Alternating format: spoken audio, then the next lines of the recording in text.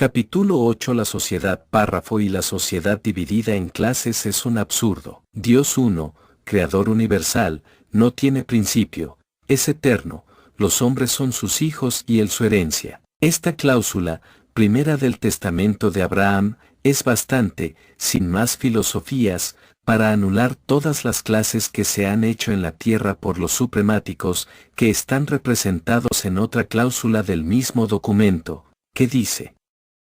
y como dan placer a la carne, los toman los hombres que son de carne y no ven a Adán, que parece ángel.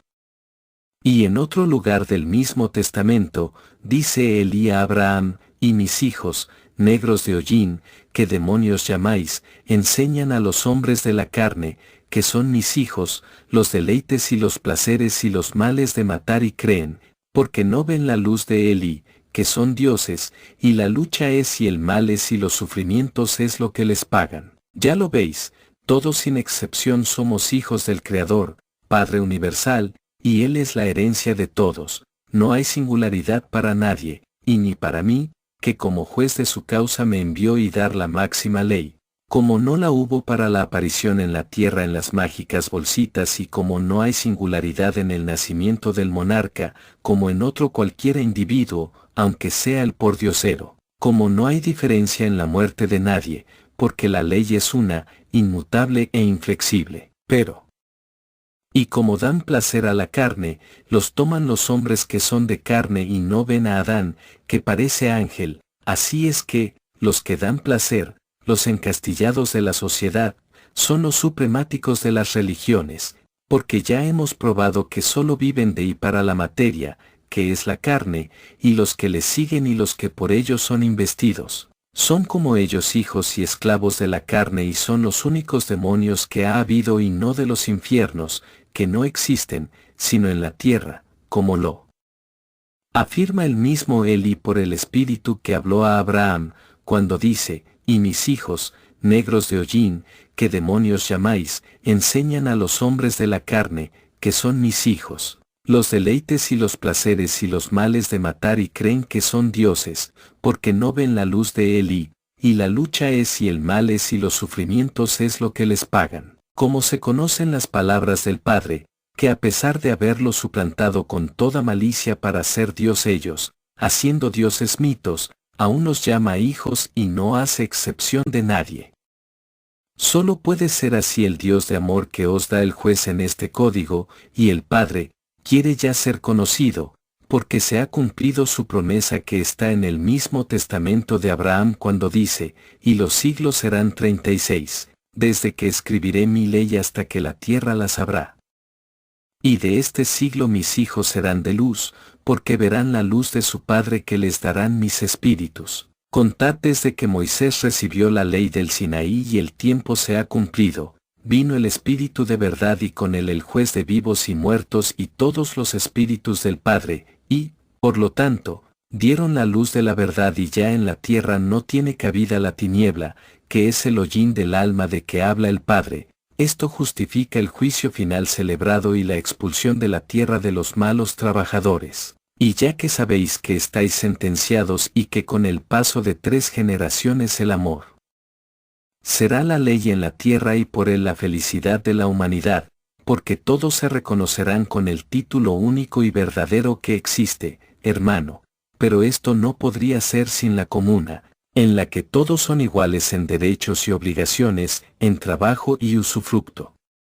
Voy, por esto, a estudiar un momento sobre la actual sociedad, a fin de que podáis ganaros continuar en la tierra cultivando las flores, sazonando los frutos como expertos jardineros, de lo contrario, iréis al bosque, que es tierra más dura, donde los sufrimientos os enseñarán a cultivar flores que, al fin, den fruto sazonado. Por de pronto, saber que la sociedad, tal cual está constituida, es contraria a la voluntad del Creador, porque es opuesta a sus divinas e inmutables leyes, y que, por la maldad de los hombres, la ley de igualdad ha sido desconocida, ultrajada y hasta borrada de las conciencias, y como el Padre no se deja burlar y sus hijos han de cumplir su voluntad, se ha dejado sentir con todo su peso en la ley de justicia, haciendo que cuantas veces delinquen vuelvan a la tierra y sufran las consecuencias de sus faltas anteriores, haciéndoles ver antes en el espacio sus faltas y el medio de corregirlas. El espíritu ve claro en su archivo, si está en la luz, y no ve claro, si su orgullo le ciega. En el primer caso, viene decidido a la lucha en el trabajo, en el segundo, viene ciego y más se cegará en cuanto se encierre en la materia. Pero a estos últimos, generalmente, les es impuesta la reencarnación, para que el ejemplo de los luchadores, de los trabajadores, los despierte. Los primeros son sabios y trabajadores de voluntad y militaron, según su propósito, en las hoy llamadas clases obreras que comprenden desde el labriego hasta el hombre de ciencia con todas las artes, las industrias y el comercio. Los segundos vienen en odio y despecho y componen siempre las clases parásitas y quieren vivir la vida de la materia, vida animal, vida de predominio, son los que ponen el desconcierto, por la religión, las leyes opresoras, el fanatismo de religión y de la patria y son,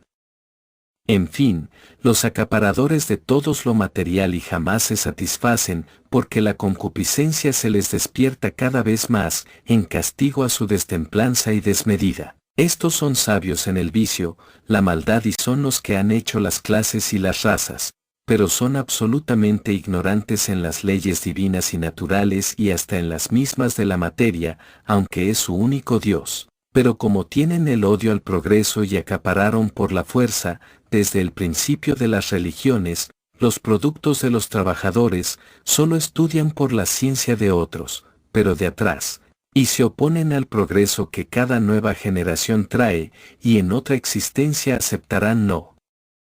que en la presente rechazaron, y así son la rémora siempre del progreso de los trabajadores, no sabiendo más que lo que otros han estudiado, y esto, desfigurado, mistificado a su conveniencia, pero aún contra su voluntad. Se tienen que ilustrar, pero en esto se debe ver la fuerza del progreso, que al fin, nadie, ni por voluntad de ser siempre ignorante, puede serlo, sino que es empujado por la inexorable ley de justicia, que al fin triunfa y será sabio. Pero han causado gravísimos perjuicios a sus semejantes, a los trabajadores de voluntad, y cuando al fin estos son mayoría, se impone la ley de amor, que es la de los trabajadores y llega la liquidación de cuentas y cada uno debe saldar las suyas y acatar la voluntad de la mayoría, sin coartar en lo más mínimo la libertad de acción y su voluntad. Y este momento llegó y la liquidación fue en el juicio final, contenido en el testamento de Abraham y anunciado por Jesús,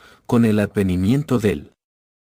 Espíritu de verdad. Aquí, los supremáticos y esas mal llamadas clases privilegiadas, altas o aristocráticas, que al fin, con honrosas excepciones son autócratas y desnaturalizados, a las que Juan llamó y llama raza de víboras. Dirán que hay imposición y, por tanto, se coarta el libre albedrío. Esto mismo alegaron los espíritus negros de Hollín ante mí, el día del juicio, y por cierto que estaban bien representados y por todos hablaba el déspota espíritu del que fue el Papa Inocencio III, que más soez no puede haber y que solo el poder que el Padre dio al tribunal pudo librarlo de sus iras. 10 léase 24 de marzo de 1912 en la Filosofía Universal.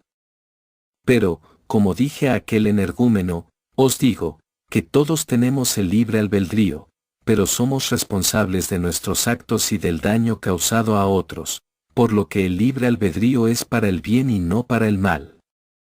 No podemos causar daño a otro, pero si el libre albedrío podéis ejercerlo en el mal sin causar daño ni escándalo material y moral a nadie, solo seréis responsables por vuestro retraso. Pero sabed que eso es más difícil que hacer pasar un camello por el ojo de una aguja de bordar en seda, hablando materialmente, pues no habéis de interpretar esto como lo habéis interpretado en el dicho de Jesús. Y si esto es tan difícil que llega a lo imposible, así es el libre albedrío en el mal sin ocasionar daño moral o material a sus semejantes. Como se ha llegado a dividir la humanidad en clases, lo hemos estudiado en su causa, que no es más que la religión, de la cual los poderes públicos civiles son feudos consciente o inconscientemente, Probé que no existe familia en amor, y de esta afirmación resulta la nueva afirmación de que no existe sociedad, porque no puede existir formada por elementos heterogéneos y que están en pugna unos individuos con los otros, porque no hay igualdad, y porque no hay igualdad, no puede haber unidad, no.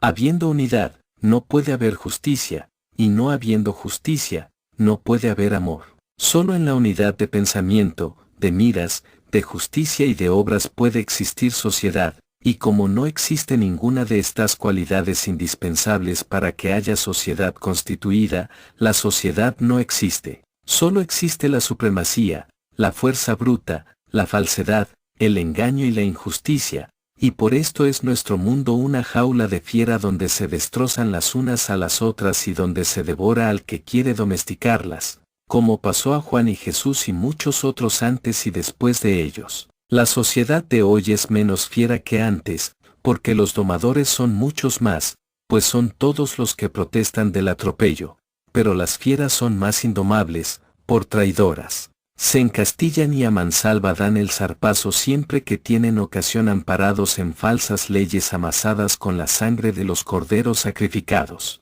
Pero los pastores del rebaño descarriado por esos lobos eclesiásticos y civiles, y, mejor dicho, eclesiásticos solo, porque casi todos los civiles, desde el juez hasta el jefe de Estado y el monarca, son feudos del poder eclesiástico, o como se dice, jesuitas de levita. Afortunadamente, como estos sufren de cuando en cuando un arañazo de la fiera iglesia y algún palo o pedrada del pastor o pastores que vienen a recoger el rebaño descarriado, que son los obreros. Estos están ya sin saber con quién quedarse, porque los supremáticos les humillan y les cobran, pero temen llegar al obrero, porque saben que lo han ofendido demasiado, aunque van admitiendo en las leyes alguno que otro artículo ante la imposición de la unidad del obrero y éste se acalla un momento, cuyo momento es aprovechado por el lobo y comete un atropello de injusticia y se queda con toda la ley para él. El obrero protesta, se levanta en huelga, pero se le engaña con falsas promesas y se le pone en pugna con el patrón a quien se le elevaron los derechos de producción y no puede satisfacer la justa petición del trabajador. Y si consiguió un pequeño aumento, se le eleva el alquiler de la habitación, el precio del pan, la carne y todos los artículos de primera necesidad, hasta hacer imposible la vida y quitarle los céntimos que consiguió en su protesta. De todo esto se refrotan criminalmente las manos de satisfacción. Primero, la Iglesia que no perdona la renta que le exige al Estado, por haberlo hecho Estado y corromperlo y subyugarlo. Segundo, el Estado con todos los corifeos y pensionados. Y tercero, la plutocracia o clases elevadas. Tres clases absolutamente parásitas y derrochadoras del trabajo del obrero, que se nutren de sangre, porque sangre es el sudor del trabajador, y lo miran con desprecio sin darle entrada en los conciliábulos. Que no otra cosa pueden llamarse los palacios de las leyes, y menos aún donde se amasan estas leyes con la sombra y beneplácito del poder eclesiástico, que le paga con una bendición los millones, que obra y aún les otorga una indulgencia plenaria cuando barrió a la muchedumbre con una lluvia de plomo, porque pedía pan. Pero aún hay más. La plutocracia y los supremáticos se apoderan en la dase trabajadora de los hombros de las ciencias por una migaja, a costa de toda su ciencia, aprovechando sus conocimientos y prejuiciándolos para que huyan del obrero, con el que deberían vivir y ser sus maestros, con los que serían en verdad grandes por su ciencia y pasan por pigmeos ante los supremáticos y plutócratas, con lo que logran hacerse odiosos del trabajador a cuya clase pertenece y donde conquistaría, segaramente, el título honorífico de maestro, teniendo en su mano en todo momento la fuerza del obrero, que es inexpugnable con una dirección lógica. Y el hombre de ciencia sería lógico fuera del prejuicio y la imposición de la plutocracia, con cuyo yugo no sale el hombre de ciencia de un hombre mediocre y siempre discutido con sus mismos fundamentos. Y el obrero lo mira displicente y lo cuenta entre sus enemigos, siendo así que debería ser su maestro y juntos triunfarían del despotismo que subyuga a todos. Y en vez de pedir un artículo en la ley que a regañadientes se les concede, para al momento crear otro que anula en su eficacia al concedido, cuando unidos el trabajo y la ciencia, sería la ciencia y el obrero el que impusiera leyes acertadas y sin odio, porque la ciencia no odia, porque el obrero es noble y no odia, y el concierto daría por resultado el bienestar de todos. Claro está que esto nos lleva a anular las clases y matar las supremacías, y es por esto que los estados llamados gobiernos, a costa de sangre, pero no suya, cohíben la acción del obrero y maniatan al hombre de ciencia que vive muriendo, porque está prejuiciado con su clase media, que no le permite rebajarse a la sencillez del obrero ni puede subir al rango de la plutocracia. Y eso es estar aislado, y el aislamiento es vivir muriendo. Los gobiernos y la plutocracia no pueden pasar sin la cooperación de esa clase media que llaman, en la que están todas las ciencias de progreso, y los ganan con una migaja de su banquete, con un empleo, tal vez a uno entre 100.000, y se aprovecha su ciencia para anularlo a él mismo, puesto que se anula y se fraguan leyes contra la clase a que pertenece, y si éste se mostrase invulnerable, la intriga caerá sobre él y se le envuelve en un proceso, de cuyo delito fue máquina inconsciente y ya es inhabilitado el hombre con su misma ciencia. De esto tenemos muchos ejemplos y es bien merecido, porque la ciencia, bien cultivada, engendra virtud, y la ciencia y la virtud, ejercida en la mayoría que es el obrero, es la fuerza moral y material. Y el hombre de ciencia sería virtuoso y fuerte, el que hoy no es ni lo uno ni lo otro por su culpa, porque se dejó prejuiciar por la religión y la plutocracia, y si consigue evadir su influjo, se encastilla en su orgullo mal entendido y se aleja del obrero, porque se cree clase superior y no es tal, sino igual, desde que tiene que manejar útiles y herramientas, y esto es ser obrero y, por lo tanto, es de su clase, pero se condenan al no ser, porque viven en el aislamiento y la vida consiste en la unidad de las fuerzas. Ahora bien, tenemos esbozadas las clases, vemos siempre, en fin, que el factor único es la supremacía, y que ésta solo reside en las religiones, la que para su vida necesita de la desunión de la sociedad. Es innegable que los poderes todos son feudos de todas las religiones, cualquiera que sea la del Estado. Forzoso es confesar que, aún dentro de esas mismas clases, hay miles de clases, tanto en la religión como el Estado y la plutocracia, y que dentro de esas mismas clases de clases reina un odio a muerte, una envidia implacable, que se zahieren y se aniquilan, teniendo por norma la hipocresía más cobarde e infame, pues solo están unidos en un solo hecho, el del dominio de la clase inferior en fortuna, no en títulos, por lo que resulta que la riqueza, o la apariencia de riqueza por el despilfarro, es el respetado entre esas clases, no importando que sea adquirida esa riqueza, aunque sea del comercio de carne humana en los prostíbulos, como se podrían citar algunos casos, muchos, de secuestros y no pocos por el robo. A toda esta clase se le llama altas clases, y ellas son las que dominan por culpa de la que llaman clase media, que ya he dicho que la componen los hombres de ciencia, de cuyas clases altas son ellos mismos víctimas, porque, prejuiciados, se odian y se vituperan entre ellos mismos y condenan a las ciencias a un fin, para el que no las han traído los espíritus de luz. Hay otro modo de triunfar la supremacía, y es la división de los partidos que bajo un ideal se forman, si es de ideas antirreligiosas, como de necesidades que sean las ideas de progreso. Lo primero es excomulgado por las religiones, aunque todos ellos sean religiosos. Luego, los poderos feudos de la religión, los reprimen y procuran ganar a los más moderados, y ya tiene aquel partido dos partidos, derecha e izquierda, y rara vez están conformes con un mismo acuerdo, y en esas dos divisiones habrá pronto tantas como prohombres y se esteriliza la acción del principio. En esta política de división tiene su arma la supremacía y la plutocracia para su triunfo, porque, de niños, Prejuicio la conciencia con el error y el odio y gravita sobre los hombres como pesada losa que solo un sacudimiento brusco y de esfuerzo supremo podrá derribar y descargar a la conciencia para ver su error. De aquí que la sociedad, como hoy está constituida, no es sociedad, y origina, necesariamente, todos los males que atrás quedan enumerados y de que solo es causante la religión, que en realidad de verdad es el solo estado que existe y divorciado de toda la humanidad consciente, porque en su principio, en su medio y en su fin, es irracional, inmoral y criminal, porque no tiene por Dios al Dios de amor. Por tanto, no existe sociedad y hay que hacerla. Para ello, doy la ley de amor con el régimen santo de la comuna, donde no hay grandes ni pequeños,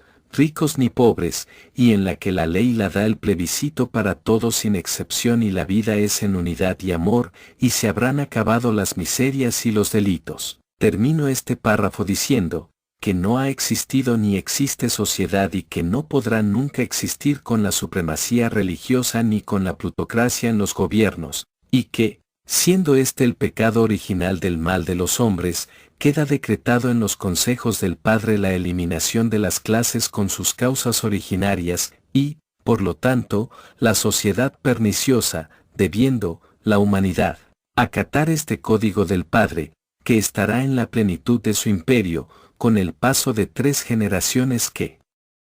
quedan sentenciadas en justicia de amor.